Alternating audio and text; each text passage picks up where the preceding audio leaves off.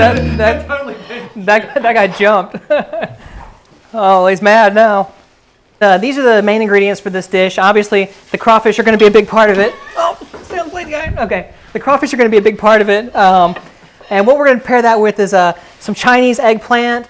I've got what I always call Vietnamese mint, some baby oyster mushrooms, and some super baby bok choy. These tiny little bok choys will be really, really great for this dish. This is skate wing, which is a really cool ingredient. I was so happy to find it at the store today. So it's like a stingray, basically. It's sort of in the same family. We're going to serve that with a little bit of a rye berry salad that's going to have mirliton, a little bit of radish, some red shiso, and this is going to be some fun dishes to put together.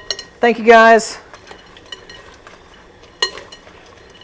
You know, seeing myself on television is definitely a weird experience. And it's something that's kind of hard to explain to people who haven't done it themselves. It's very interesting to relive those experiences. Like I can remember exactly what I was thinking, you know, what was going through my head at certain times during the series. It feels great to open up my Twitter account every day and see that I have, you know, a handful of new followers. And those sort of things are happening every day. You know, new friends are reaching out, people I've never met before. And so it's been great to put myself out there and sort of to generate a positive response from being on the show. I went in hoping that I would perform well and that I would, you know, not make a fool out of myself on television. And I think I did a pretty good job of that. You know, your family's going to support you no matter what, but I felt like I left really able to make them proud. Eating lunch with my wife, you know, maybe someone wants to come up and say, oh, we loved you on Top Chef, and, you know, or just being at the grocery store. I think the grocery store is probably where it happens the most. People, you know, coming up and saying hi, wanting to get their picture taken. It's been really great. We just pulled these crawfish out of the water. You see there, it doesn't take a whole lot of time. I mean, they were maybe in the water for 2 or 3 minutes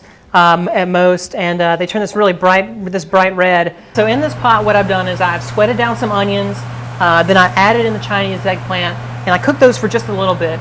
Then essentially what I've done is I've deglazed the pan with soy sauce, a little bit of rice vinegar, and I've added in fermented black beans. And you can see sort of the red pepper flakes in there. They'll add a little bit of a heat to this as well. I've also added just a touch of cane syrup in there too to add a little bit of sweetness. Sort of let that simmer away until we get ready to add the baby bok choy, the crawfish, and the mushrooms are all going to go in at the end. It's going to pack a whole lot of flavor with just a few ingredients.